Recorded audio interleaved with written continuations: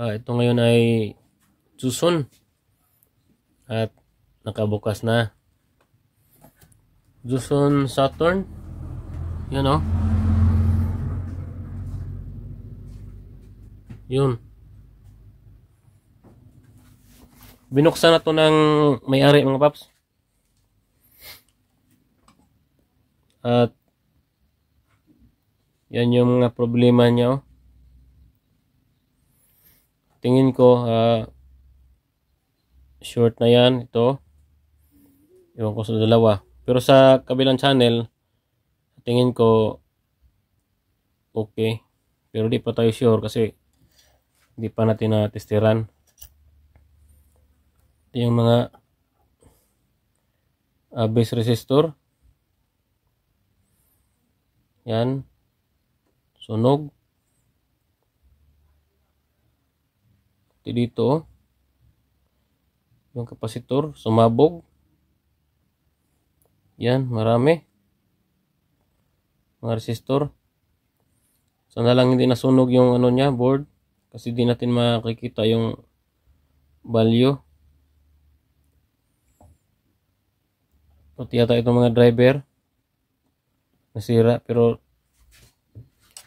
testira natin. Pero pinagtataka ko lang dito mga paps, parang di nasunog itong fuse. Oh, yung isa sa kabila. Yan, parang di nasunog. Di tulad ng Sakura ba, pag nasira itong mga output nito, putok agad yung fuse. Minsan nga di natin makikita na nasusunog yung resistor. Pero ito na hindi na ano yung fuse niya, hindi nasira, hindi naputol.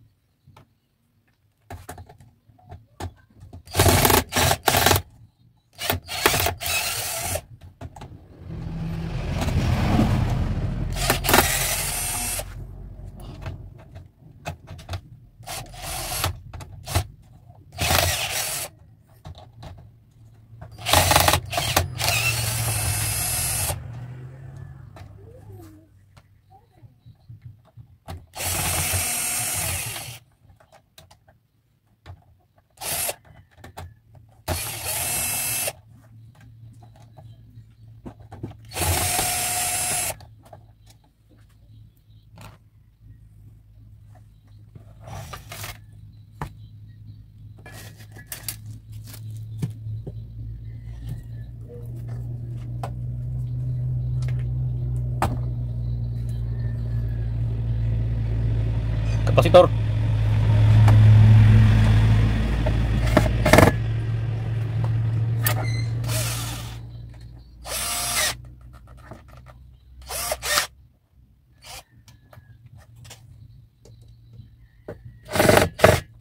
Grabe higpit ng Joseon.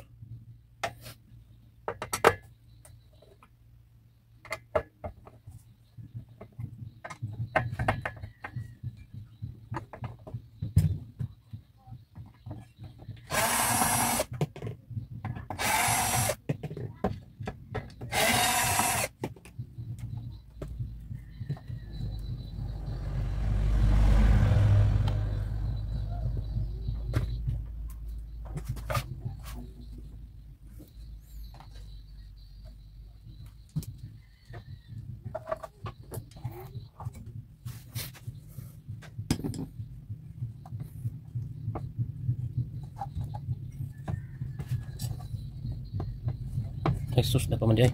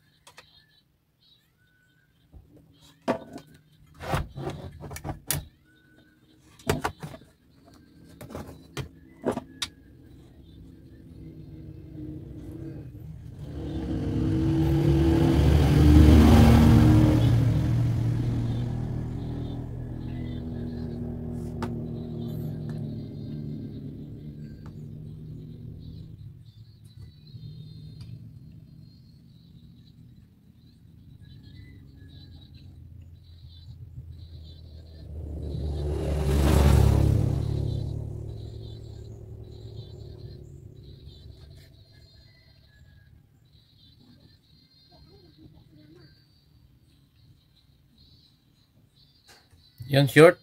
Ito banda yung kabila yung walang problema. Ito naman yung apat. Ito yung kabilang channel na maraming sunog.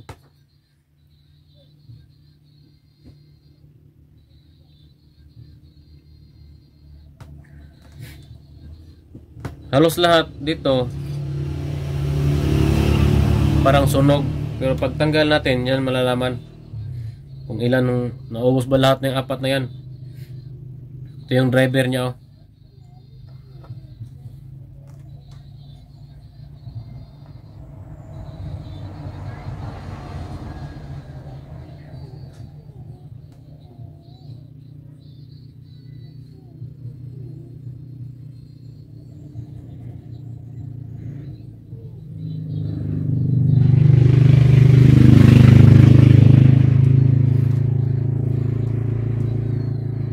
Yan mga paps, bali yan lahat yung sira.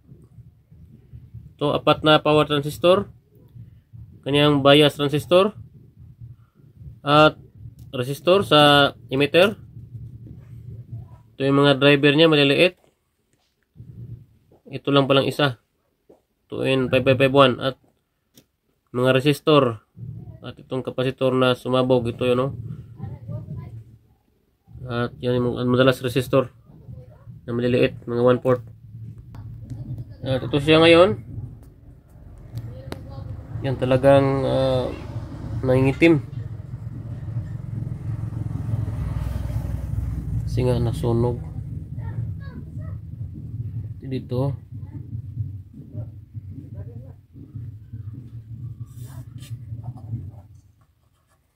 Yan.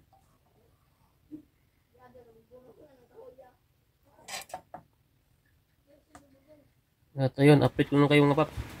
Dito mga paps, meron akong nilagay na kapasitor.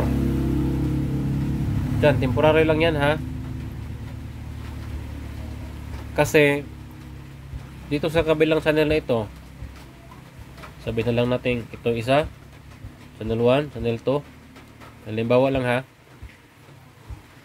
Ito yung maraming pisang nasisira na banda area. Tapos tumunog na siya pero biglang namamatay yung relay. Kaya pala kasi malaki ang ano niya, DC out, DC offset. Umabot hanggang 40 volt. Hindi ko na lang pinakita. Pero yan ang talagang nangyari sa kanya. Ngayon, iniisa-isa ko yan. Pinalitan ko yung mga transistor na maliliit na yan. Pati yung mga driver, yung maliliit. At saka ito, yung dalawang medyo ito. Blurred man. Yan. Dalawa. Yung PNP at NPN. Pero itong dalawang driver hindi kasi halata namang hindi sira. Tapos tine-check ko yung mga resistor niya, walang open. At pagdating sa mga kapasitor, doon na may leak. Ito siya oh.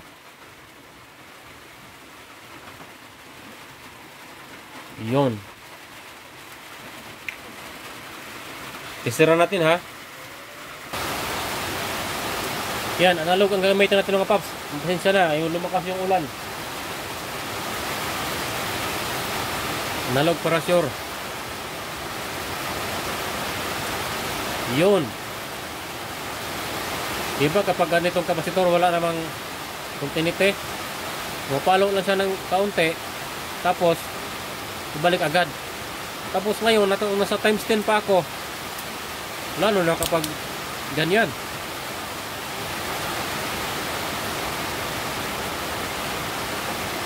Tumaas lang ng konti. Yan.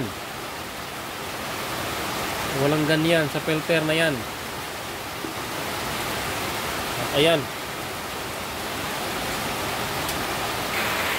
Sobrang lakas ng ulan dito mga paps. Yan oh. Yan yung kalsada, yung highway. Ay di pala, Barangay Road.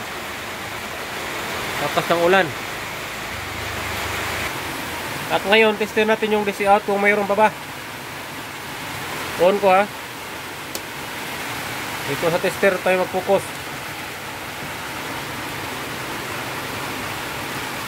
Hanapin natin yung emitter out. Ito yung out nya. Ito yung cemented na resistor. Kasi yan, base, collector, emitter. Yan siya. Yan, mayroong 39 millivolt, 0.39. Okay na yan. Kanina, nasa ano yan? 40 volt DC, 42, mga ganyan. Minsan 39. Kaya, siguradong nagpo-protect yung relay.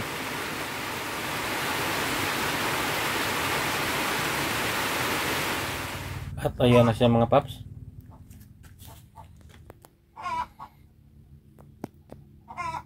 Pinalitan ko ng bagong fuse. Ganyan, naka-wired na siya. Kasi ibang fuse niya naka-dikit sa board.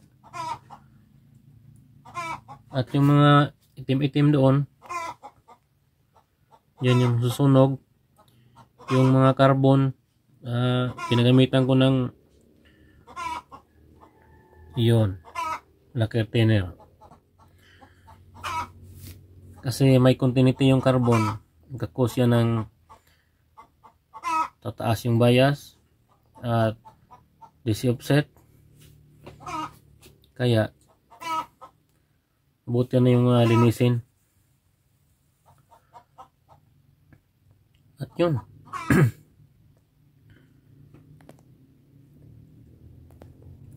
Nakasalang pa rin to sa test valve mga paps. At nakasaksak na. Mayroon na tong USB. May ilaw yung test valve.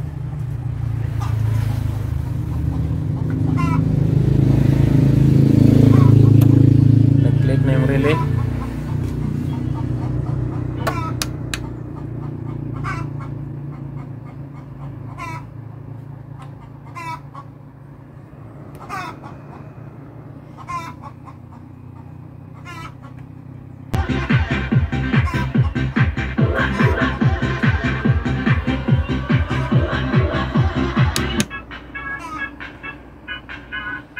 Yun.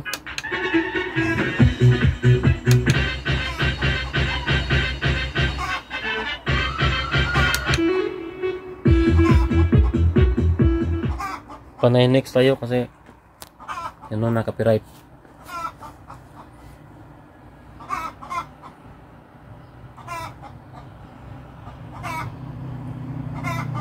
At yun lang, takpan natin to. Thank you mga paps. Unang video nga pa lang natin to sa taon na to, year 2025. Nahuli lang kasi naabutan siya ng New Year mula na pagkatapos ng Pasko kasi gamitin sa natin ng New Year. At yun lang, thank you.